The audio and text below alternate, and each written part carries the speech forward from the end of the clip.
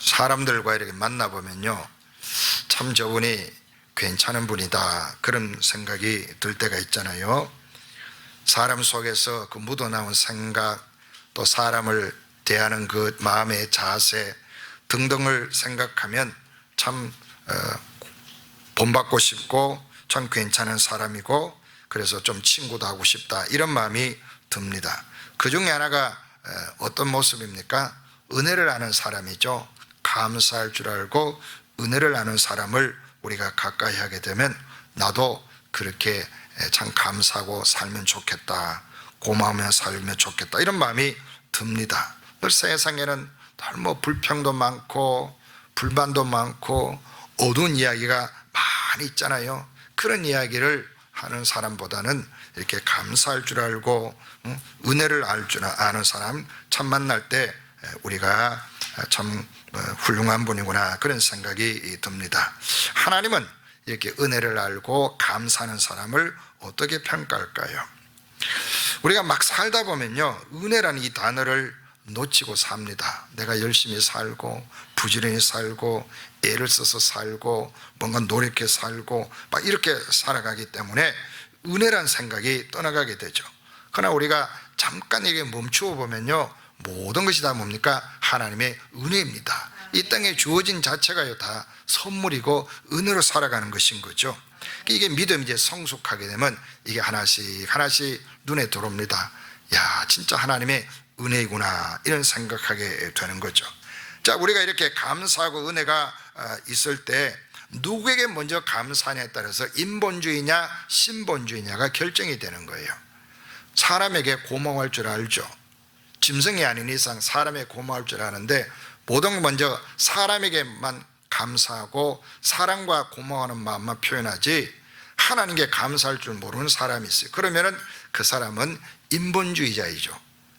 신본주의는 뭐라냐? 하나님께 먼저 감사하는 거예요. 하나님께 감사하고 하나님의 은혜임을 기억하고, 그리고 그 감사의 마음을 담고 우리 주위를 보면요, 모든 사람이 감사한 사람이 되는 거예요.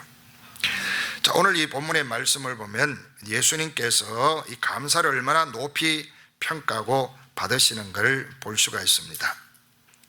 예수님이 갈릴리와 사마리아 지방으로 지나가십니다.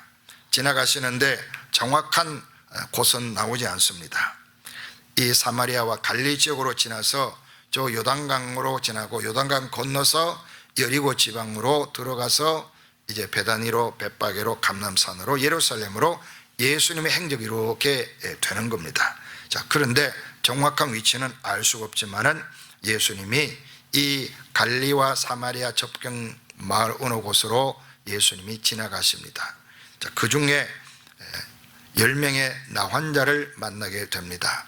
이 한센병이죠. 한센 환자를 만나게 됩니다. 성경에는 나환자라고 되어 있는데 요즘에는 한센 환자라 이렇게 불러주기를 바랍니다. 한번 따라 합시다. 한센 환자. 한센 환자.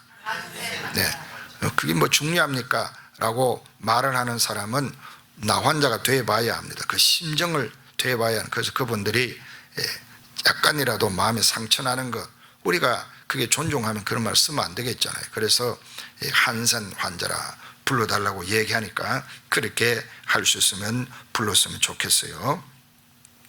자, 이 한센 환자가 10명 있는데 그 10명이 집단적으로 아마 있었던 것 같습니다. 이따가 예수님을 만나게 됩니다. 여기 배경을 좀 설명을 하면 이 중에 10명 중에 9명이 유대인이고 1명이 사마리아인입니다. 사마리아인이기 때문에 이 사마리아인과 유대인 사이에 그 역사적 배경을 보면은 만남이 거의 이루어지지 않는 그런 관계인 거죠. 이 사마리아 사람에는 유대인과 이방인의 혈통이 섞여 있어 가지고 유대인들 입장에서는 사마리아 사람을 이방인으로 취급합니다. 예수님도 그들의 문화 코드를 그대로 사용해서 이 이방인 외인은이란 말씀을 쓰시잖아요. 그러니까 예수님이 그들에게 사마리아 사람이 이방인이라고 이렇게 인종차별한다든지 하는 것이 아니라 그 유대인 사회의 문화 코드를 예수님이 그냥 빌려서 표현하는 거죠. 이 이방인, 그렇게 유대인들이 인식하고 있는 겁니다. 이 이방인이 유대인과 만나 교제하고 함께 이렇게 무리를 지어 살 수 있는 그런 가능성이 없는 그 시절입니다. 그 시절에 이 나환자 9명이 유대인인데 그 중에 한 명은 이 사마리아 사람입니다. 그러니까 사마리아 사람이 유대 사회에 들어오기가 쉽지 않거든요. 더구나 또 나환자인데 어떻게 들어올 수가 있겠어요?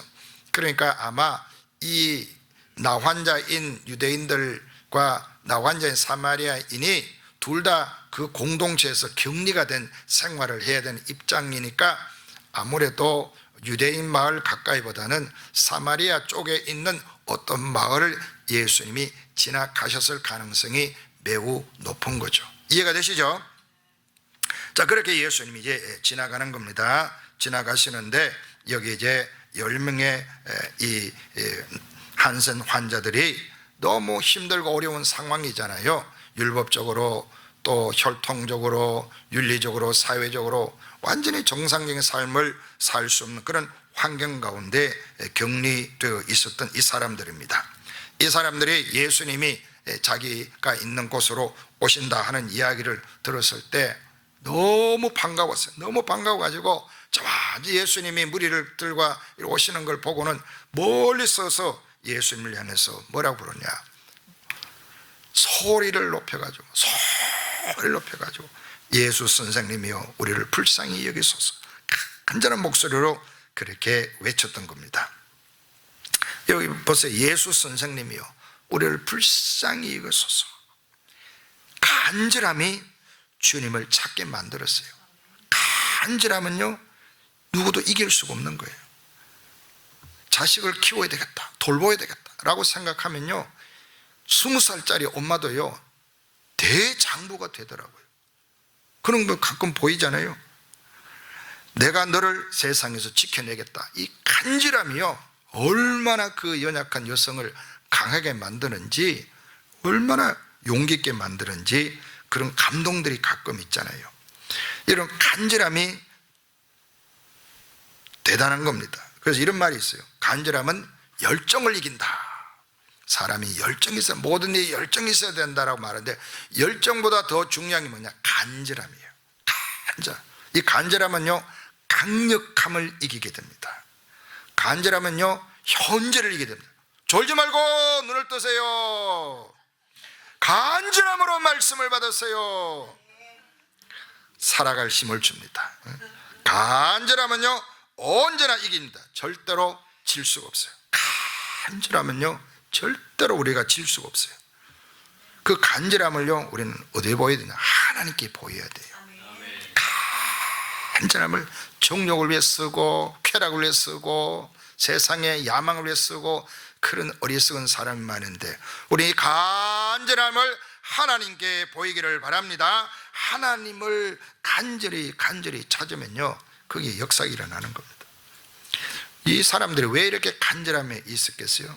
율법적으로 정죄받았지요, 사회적으로 격리가 되지요. 그러니까 인간관계에서 그 영혼들이 얼마나 불쌍하겠어요.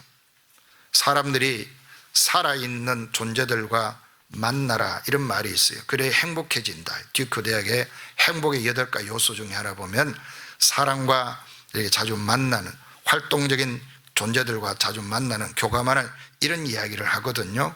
그러니까 이 사람들은 그렇게 살고 싶은데 격리되어 있는 겁니다. 고립되어 있는, 격리가 아니라 고립되어 있는 거죠.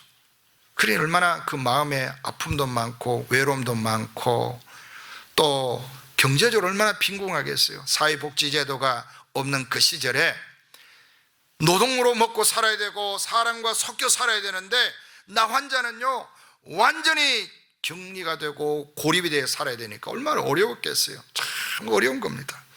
그런 처지에서 이 사람들은 이 생명 본능이 있잖아요. 생명 본능만큼 간절한 건 없잖아요.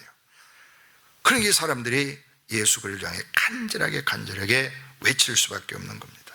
율법적으로 이 사람들은요, 사람들이 멀리서 오면은 머리를 옷을 풀고 머리를 풀고 이걸 입술 가리고 부정하다 자기가 말을 해야 돼요. 참 어려운 거죠. 그런데 이 사람들은 용기를 냅니다. 간절함이 이걸 뛰어넘게 만드는 거죠. 예수님 향해서 간절하게 소리를 지릅니다. 부정하다고 말해야 되는데 우리를 불쌍히 여겨달라고 외친 거죠. 그러니까 하나님 앞에는요, 우리가 아무리 간절한 어떤 사연을 가지고 아픈 사연, 못난 사연 가져도 하나님께 나아가는 데는 장애가 없습니다. 내 생각이 장애를 갖죠. 내 생각이, 내가 이 나이에 내가 지금까지 이것까지 기도하고 뭐 이래가 되는, 그게 다 나를 묶어버린 거죠. 마귀가 그렇게 해요. 하나님께 못 찾게 만들어. 그런데 간절함은 하나님을 붙들게 만들어. 여러분, 기도가 안 되는 왜 그래요? 간절한 사인이 없는 거죠. 요즘 왜 교회가 기도 안 합니까? 한국교회나 미국교회나 한인교회 왜 기도 안 하고? 배가 부르잖아요. 배가 부르. 등 따뜻하고 죽고 싶어도 안 죽고 막 80, 90 계속 사는 거예요. 조금 아픈 병원 가면 약 막 무더기를 한 주먹씩 주지요. 죽고 싶은데 안 죽는 거예요. 콜록콜록 하는데 약 먹고 또 낫고 또 살고. 그러니까 간절한 게 아무것도 없어요. 의사가 간절하고 약이 간절하고 국가가 주는 보조금이 간절하고 노인들은 그게 간절한 거예요. 젊은 사람은요, 돈 벌어서 뭐 할 말 재밌잖아요. 볼 것 많고. 간절하지 않는 거예요. 부르짖지 않는 겁니다. 그런데 이 사람은 간절하였어요. 그 간절함이 주님을 향해 나가게 만들었고 외치게 만든 겁니다. 그런데 이 부르짖은 그 시점으로 보면 이 사람들이 불행한 사람이지만 그 불행이 그 간절함으로 바뀌고 그 간절함이 예수님을 향하여 클릭이 되는 순간 인생이 복받은 겁니다. 이게 복이에요. 예수님이 보시고 이르시되, 이거예요. 이 간절함이요, 의지할 것이 완전히 바닥난 상태에서 사람 붙잡아도 안 되고 노력해도 안 되고 인내도 안 되는 그 시간에 그들이 그 간절함을 주님께 보이잖아요. 주님께 가져가잖아요. 그것이 주님의 센스에 딱 연결이 된 겁니다. 딱 연결이 돼가지고 포가 나른 것이 아니고 주님의 동작이 그를 향해 멈춘 거예요.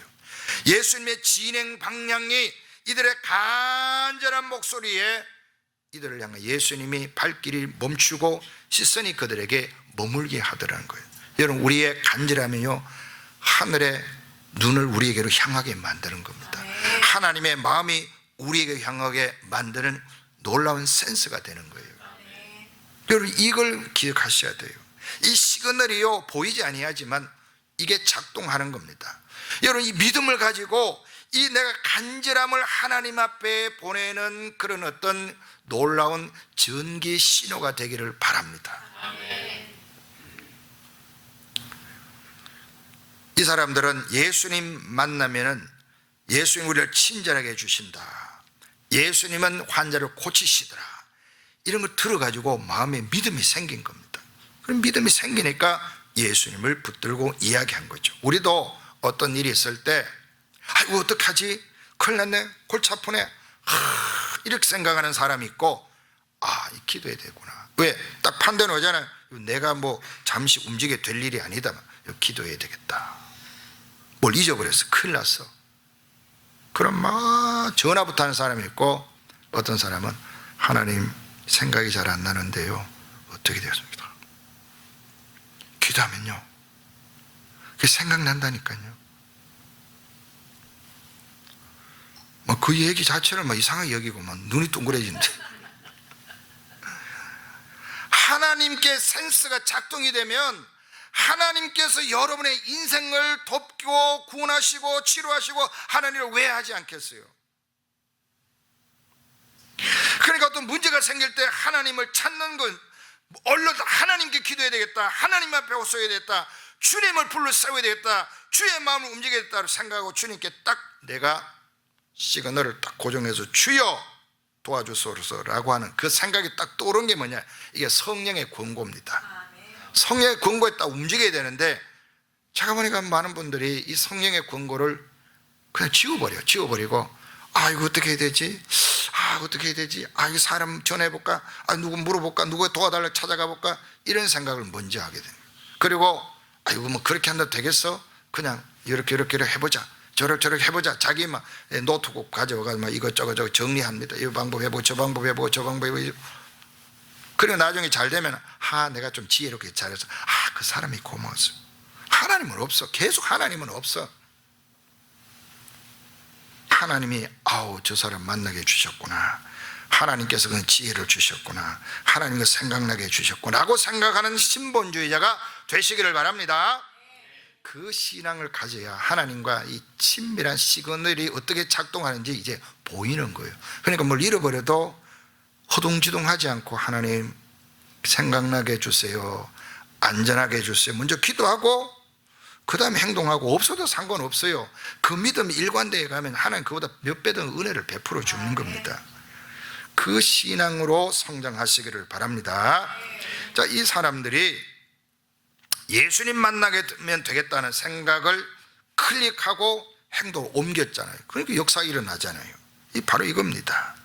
자, 자기들 불쌍히 여겨달라는 그들의 외침을 듣는 예수님은 율법대로 부정하다고 먼저 말을 해야지. 왜 너 부정하다고 말을 안 해? 깜짝 놀랐잖아. 야, 자칫하다 니네들하고 내가 접촉할 뻔했잖느냐. 또 뭐 내가 지금 예루살렘 올라가는데 바쁘다. 뭐가 그래 급하냐. 지금까지 뭐 그렇게 살았는데 그냥 팔자극에 생각하고 그냥 살아. 뭐 그런다고 뭐 별 수 있겠어 라고 하실 수도 있는 것 아니겠어요? 또 다른 사람 내가 좀 도와줘라. 꼭 자꾸 사람은 나보고 자꾸 도와달라고 하는데 내가 좀 할 일이 얼마 많냐. 네가 가서 도와줘 라고 하실 수도 있잖아요. 예수님이 핑계를 대고 둘러대면 할 얘기가 너무너무 많은 것이잖아요. 그런데도 불구하고 예수님은 어떻게 하셨어요? 불쌍히 여겨달라는 그들의 외침을 들으신 예수님은 멈춰 서더라는 거죠. 우리가 하나님이 아무리 바쁘셔도 우리가 기도하면 하나님은 어떻게 해요? 우리를 향해 귀를 기울이시는 믿으시기를 바랍니다. 하나님이 멈춰 쓴다는 이 그림을 보여주셨으니까 우리도 그대로 하면은 그렇게 하시는 겁니다. 자, 그 다음 봅시다. 근데 여기서 이제 딱 다른 성경에 나오는 예수님 치유사고 비교해 보면 다른 데는 보니까 즉각 막 고쳐주잖아요. 네 믿음대로 되라. 네가 낫고자 하느냐. 아니면 뭐 눈에 침 발라 직접 뭐 예수님 행동해 주시는데 여기는 아무런 행동 안 해주시는 겁니다. 아무것도 안 해주시고 아무 조치를 취하지 않아요. 가서 제사장들에게 너희 몸을 보이라 이 말씀을 툭 던져 놓으신 거죠. 여러분, 내가 지금 나 환자잖아요. 나 환자. 한센병을 앓고 있는 사람. 한센병은요 육신적으로 누가 보더라도 얼굴이 망가져 있고 손발이 망가져 있어요. 누가 보더라도 흉측스러운 진행형 환자입니다. 서로 진행형인 걸 눈으로 생생하게 확인할 수 있는 상태입니다.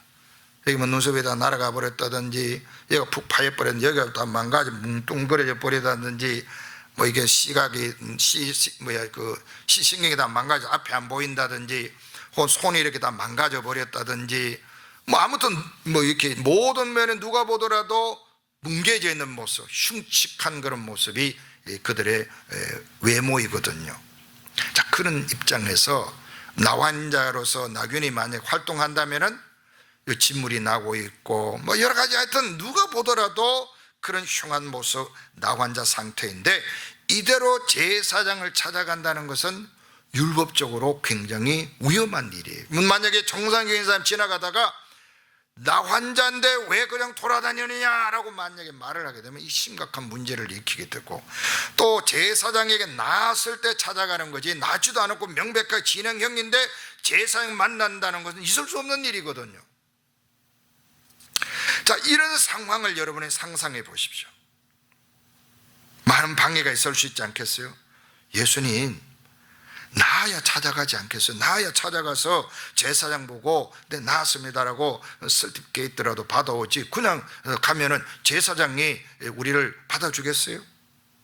또 아니면 가다가 만약에 유대인들이 정상적 유대인을 보면은 우리 돌 던지라고 죽일 수 있는데 우리 그냥 갈 수 있냐고. 예수님 뭔가 좀 약간이라도 좀 우리가 좀 바뀌고 치료받는 이 진물이 좀 멈춘다든지 뭐 이렇게 좀 정상적으로 좀 비슷하게 보여야 가지 이대로 나 환자인데 어디로 가라는 거예요? 예수님 고쳐주시려면 확실히 좀 고쳐주세요 등등의 생각이 떠오를 수가 있는 겁니다. 그래서 여러분 생각이 마귀가 주는 생각, 성령의 생각을 분별을 해야 돼요. 이거 잘 분별해가 성령이 주는 생각을 따라 행동을 옮겨야 되는데, 이게 머뭇거리면 마귀가 생각을 딱 점령하는 거죠. 그래서 기도하지 않아도 되고, 감사하지 않아도 되고, 헌신하지 않아도 되고, 기뻐하지 않아야 될 이유들을 쫙 우리 가운데 몰아내 주는 거죠. 그래서 염려로, 근심으로, 걱정으로, 낙심으로 우리를 묶어버린다, 그런 말이죠. 그 예수님이 제사장들에게 너희 몸을 보이라. 율법에서 보면은 이 한센병과 치료의 결과는 누가 판단하느냐? 제사장이 합니다. 그 당시에는 이 사람이 오늘날 메디칼 닥터와 같은 권위를 갖고 있는 거예요. 피부병 전문입니다.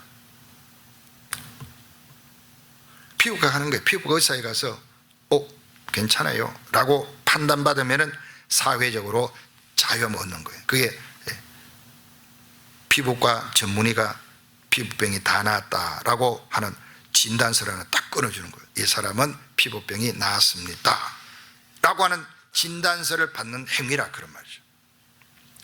근데 지금 예수님 말씀 뭐냐? 진행형인 상태로 가라고 말한 거예요. 가면은 그 제사장이 보고 어떻게 하겠어요? 너 아직 진행형인데 왜 찾아와서? 너 아직 아니야. 너 여러 가지 율법을 다 이렇게 보니까 너는 아직은 이게 나병이 맞아. 그러니까 빨리 가! 이렇게 쫓겨날 수 있는 거예요. 근데 그들이 갔어요. 이게 중요한 거예요. 가더라는. 그들이 갔다 그러면 갔다. 이 개혁 성경은 이걸 자꾸 가다가 이렇게 하니까 이 끊어지지 맛이 없는데, 갔다며 갔다. 이 중요해. 그들이 가고 있었다. 이게 중요한 거예요. 가고 있었는데 어떻게 해요? 그렇게 몸에 이상한 일이 벌어져가지고 서로 쳐다보니까 병이 나은 겁니다. 자, 여기서 우리가 얻는 메시지가 뭐냐면, 주님이 우리 기도를 들으시는 방법이요 다양합니다. 때로는요 즉각 응답하는 경우가 있어요. 즉각적으로 하나님 앞에 그냥 큰 믿음 없이라도 하나님 큰일 났습니다, 어떻게 살려주세요 하는데 거기 역사 일어난 경우도 있습니다. 또 어떤 경우는요 인내를 요구할 때 있어요. 5년 기도해도 안 돼, 10년 기도해도 안 돼, 인내를 요구하는 경우도 있어요. 어떤 경우는요 순종을 요청하는 경우가 있어요. 요수아에게 하나님 순종을 요구했잖아요. 가나안 정복 전쟁은 그 다음 일이고 순종하라. 그래서 요수아가 무리를 몰고 순종했더니 여리고 성도 무너지고, 순종했더니 아이성과 가나안을 정복했잖아요. 순종을 먼저 요구할 때가 있다면, 이 사람들이 바로 이걸 요청하는 거예요. 나를 믿고 너희들이 내가 너를 고쳐줄 줄 믿느냐? 믿고 그러면은 내가 말한 대로 행동해라. 순종하라 이거예요. 그런데 이성은 뭡니까? 순종하면 안 되는 겁니다. 왜? 진행형이니까. 나병이 진행형이니까 순종하면 안 되는데, 하나님의 영이 그들 마음을 움직여서 가더라고. 가다가 어떻게 해요? 낫는 역사가 일어난 겁니다. 우리가 마찬가지예요. 왜? 순종할 때 역사 일어나는 거예요. 여러분들이 주의 일에 순종할 때 하나님이 일하시는 겁니다. 목장의 사명의 비전을 가지고 내가 아무도 없습니다 라고 말한 것이 아니라, 하나님 내가 이 목장을 한번 섬겨보겠습니다. 비전을 하면 그걸 기도하고, 그럼 누구를 내가 만나서 이 비전을 나눌까? 누구와 시작을 해볼까? 기도하면서 내가 하나님 앞에 마음을 드리면 하나님이 그때 일하시는 것이 보이는 거예요. 이 순종이 필요할 때는 행동을 먼저 해야 됩니다. 여러분, 하나님 물질을 드릴 때는 마찬가지입니다. 하나님 앞에 믿음을 가지고 주의 나를 위해서 내가 물질을 드리겠습니다. 내가 11조를 기준으로 해서 모든 게 주의 것인데 한번 드려보겠습니다. 먼저 감사 연보를 먼저 드려보겠습니다. 혹은 내가 주일 연보를 먼저 이렇게 하나씩 순종하고 행동하면서 하나님이 어떻게 여기에 자신의 은혜와 사랑을 컨펌해 주는지를 경험해 보세요. 그럼 믿음이 자라게 되는 거죠. 자, 이 말씀을 믿고 이 사람들은 순종하고 행동했습니다. 행동하는 과정에 아직 현재형의 고난과 어려움과 힘듦이 있지만은 순종으로 쭉 갔더니 역사가 일어난 겁니다. 그들의 믿음에 응답하신 거죠. 자, 그래서 우리가 믿음을 가진 사람들에게 주님이 순종을 먼저 요청하신다면 그 순종의 결과는요 놀라운 은혜의 세계로 인도해주는 증거가 되는 겁니다. 이런 문제가 풀려야 하지요 라고 생각하지 마십시오. 그렇게 해주신 믿고 먼저 발을 옮겨 보시기를 바랍니다. 그러면 거기에 계신 주님을 만나는 놀라운 기적이 일어날 줄 믿습니다. 이 사람이 그랬어요. 갔는데 자기 병이 나서 너무너무너무 충격받았어요. 자기가 낳은 것을 보고 큰 소리로 하나님께 영광 돌리고, 이건 자연스러운 인간의 반응인 거죠. 한센병이 나와버렸으니까 얼마나 마음에 감격이 왔겠어요. 여러분, 감기 낫는 것하고 기침병 낫는 것하고는 이 차원이 다른 얘기입니다. 이 한센병이라는 것은요, 내 안에 가지고 있는 것이 아니고 외부로 드러나 있어서 이 하늘에 저주받은 병으로 여겨왔잖아요. 그 병이 나왔어요. 여러분, 얼마나 감격하겠어요. 심장이 약한 사람은 벌벌벌 떨고 막 눈물을 콧물을 쏟고 마스카라가 막 빠져버릴 줄 울었을 거예요. 얼마나 감사합니다. 그런데 이 사람이 참 제대로 은혜 받는 사람이에요. 이게 참 복받을 사람은 이렇게 되는 거예요. 큰 소리로 하나님께 영광 돌리며, 큰 소리 하나님께 영광 돌리며, 그리고 돌아와. 이게 중요해요. 돌아와. 하나님 앞에 크게 영광 돌리고, turn back to가 중요한 거예요. turn back to 할아버지, turn back to medical doctor, turn back myself, 이렇게 되는데 이 사람은 turn back 어디로 했어요? 예수 그리스도께. 이게 중요한 거예요. 하나님께 와서 감사한 거예요. 여러분들이 그리스도인이잖아요. 그럼 감사를 어디에 먼저 해야 돼요? 하나님께 감사하세요. turn back to God. 이게 중요한 거예요. 이걸 계속 익혀 나가십시오. 하나님이 여러분들을 얼마나 기뻐하는지 이제 마지막 장면에 봅시다. 자, 예수님께서 그렇게 자기에 와가지고 아마 이 사람이 뭐 엉엉 울며 그렇게 했을 것 같아요. 발 아래 엎드려 감사하니. 오늘 이제 문장으로 이렇게 정리되어 있지만 거의 막 감격해서 울먹. 서양 사람 잘 안 울려고 하잖아요. 막 이런 문지르고 눈 뜨고 막 이러고. 우리는 막 우는데 이 사람도 안 울려고. 그 초상집에 가서 시커먼 안경 끼고 눈물 안 보려고 뭐 그렇게 했는지 모르겠어요. 아무튼 막 안 울려고 그러면서 막 그냥 어떻게 했는지 잘 모르겠어요. 아무튼 발날이 엎드려가지고 이건 뭐예요? 진심으로 감사한 거예요. 너무너무 좋았어. 여러분 안 좋아요? 자기 병 아니라고 묵묵하게 거기 앉아가지고 얼마나 좋았겠냐고 마음이 기뻐서 뭐 어쩔 줄 모르고 그렇게 주님께 엎드려가지고 감사해요. 예수님이 그 다음에 하시는 말씀이 우리가 새겨들어야 됩니다. 뭐라고 하시느냐? 10사람이 다 깨끗한 밭이 아니었느냐? 그 9은 어디 있느냐? 참 이게 하나님의 답답한 마음이에요.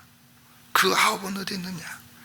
유대인이라고 아브라함의 자손이라고 율법적으로 어쩌고 저쩌고 그렇게 떠드는 그 9은 어디 갔느냐? 그러면서 예수님이 대조적으로 말씀하죠. 이 이방인 너희들이 그렇게 무시하고 업신여기고 지옥의 불쏘시개라고 여기는 그 이방인 이 사람은 은혜를 알고 돌아와서 하나님께 영광 돌리더라. 이걸 예수님이 여기서 말씀하는 거예요. 다른 9명은 어디 갔을까요? 고침받았지 않겠어요? 제사인 갔겠죠? 그리고 기적이다, 어떻게 나왔냐? 라고 들었죠? 그리고 끝난 겁니다. 그 유대인 9명 그 중심에 고침받음에만 주목한 거예요. 고쳐주신 분과의 관계는 전혀 만들 생각하지 않는 거예요. 이 사람들은 은혜라는 개념보다 내가 나았다, 나는 정상이다, 나는 자신있게 살 수 있다, 나는 이제 멋진 인생 살 수 있다, 나는 럭키맨이야 라고 하는데 치중한 거예요. 이건 내가 직장 얻었다, 내가 뭘 해가 성공했다, 돈을 벌었다라고 끝내는 사람하고 똑같은 거죠. 그런데 이 사마리아인은 하나님 앞에 돌아와서 하나님께 감사하는 거예요. 이게 중요한 겁니다. 차이는 거기 있는 겁니다. 문제만 해결받으면 끝나는 사람이 많잖아요. 하나님과 관계를 만들려고 하지 않는 거예요. 문제 해결하는 관점으로만 하나님을 보는 겁니다. 하나님과 관계를 만들려는 데 의지가 없는 거예요. 그 믿음의 사람은 뭐냐? 하나님 관계를 만드는 일에 집중하는 거예요. 문제는 하나님께 맡겨놓는 거예요. 그건 중요한 문제가 아니거든요. 왜? 하나님 앞에 그거는 문제될 게 없어요. 내가 하나님과 어떤 관계를 맺고 나가느냐, 하나님과 나를 얼마나 더 친밀하게 지내느냐, 하나님과 얼마나 기쁘시하고 그 은혜에 감사하고 기뻐하며 그 은혜에 보답하며 살아가느냐에 여기에만 집중하는 거예요. 51주를 쓰되 한 주는 쓰지 말라고 하는 거예요. 그리고 돈은 곡자라는 겁니다. 우리 교인들 다 이 반응이었죠. 한 천몇 병 넘으니까 오 할렐루야 우리의 기도 응답하셨습니다. 신나서 처음에는 너무너무 귀한 거예요. 그분들 근데 예수를 잘 믿는 분이었으면 좋은데 전혀 안 믿는 분이야. 그냥 예수 안 믿어도요 선한 사람 많아요. 예수 믿어도요 못된 사람 많아요. 오늘 여기 있는 분들은 예수 잘 믿고 다 착한 분인 줄 믿습니다. 교회가 쓰려고 하면은 우리 옆에 그 틀을 쓰세요라고 할 뿐이지 내가 교회 다니지만 공돈을 쓰는 건 안 됩니다 말할 교회는 우리 교인 중에 한 명도 없습니다. 할렐루야. 자, 아무튼 그 사람이 교회도 안 다니는데도 교회 공짜로 쓰를 1년 2년 씁니다. 처음에는 그렇게 기뻐하고 즐거워했는데 1년 2년 3년 지나면서 사람들 속에 뭐가 사라지기 시작하면 불편한 게 보이는 거예요. 그러니까 말이 자꾸 나옵니다. 아우 저 팔지 왜 저 안 파냐, 또 아니 왜 51주는 쓰게 하고 한 주는 쓰지 말게 하냐. 이 여론이 점점 비대해. 처음에 감사하고 그분을 막 칭찬하던 것이 저 사람이 이상한 사람이다, 저 사람은 왜 저러나, 이게 뭐가 이제 불만스러운 대상으로 점점 비치니. 그래서 교회 대표가 찾아가서 물어봅니다. 너무 우리가 고마운데 그거 우리가 샀으면 좋겠는데 팔지도 아니하시고 꼭 한 주는 쓰지 말라고 하는데 이유가 무엇인지 궁금해서 여쭤봅니다 라고 했대. 뭐라고 했을까요? 누가 주인인지는 알고 있어야 되지 않겠습니까? 라고 말했다는 거죠. 52주를 계속 그냥 쓰면 어느 순간 어떻게 되겠어요? 이게 우리 건지 아닐 건지 아무도 모르는 거죠. 주인은 따로 있다, 이걸 명확하게 알려준다. 여러분 우리의 결핍은 바로 그거예요. 내 결핍은 뭐냐?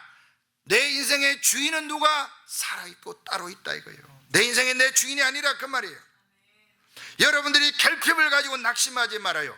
이 결핍을 통하여 내 인생의 주인이 따로 있구나, 그분에게 가서 내가 도움을 요청하면 되는 거라를 알라고 그 결핍을 허락해 준 줄 믿으시기를 바랍니다. 그래서 이 사람이요 감사하고 그 결핍을 통해 예수님 만나고 문제 해결 받고 감사하고 하였더니 주님이 놀라운 은혜를 베푸시잖아요.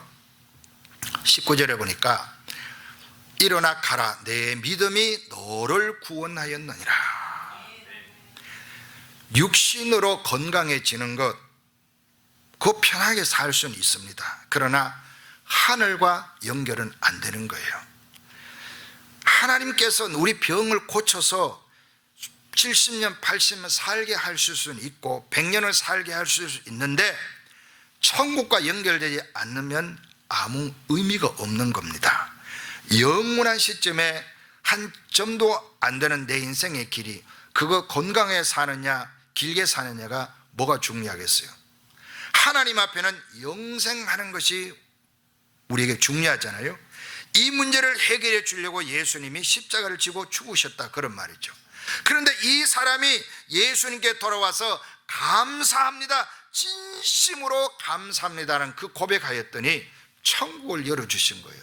내 믿음이 너를 구원하였다, 영적인 구원까지 선물해 주시더라는 겁니다.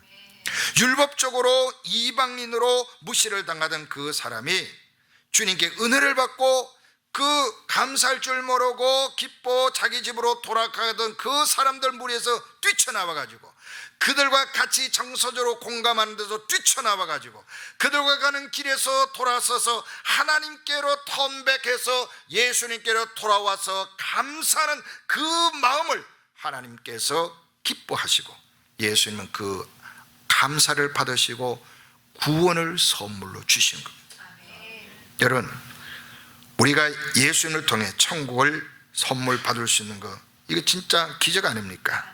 감사가 얼마나 큰 힘이 있는가를 보는 거죠. 여러분의 삶에 감사를 주께 드릴 수 있기를 바랍니다. 그 주님께 드리는 감사가 여러분의 인생에 말할 수 없는 영적인 복이 쏟아지는 기회가 되기를 진심으로 바랍니다. 감사는요, 예수 그리스도의 구원을 현재적으로 경험하는 기회요 통로가 될 수 있습니다. 기도하십시다.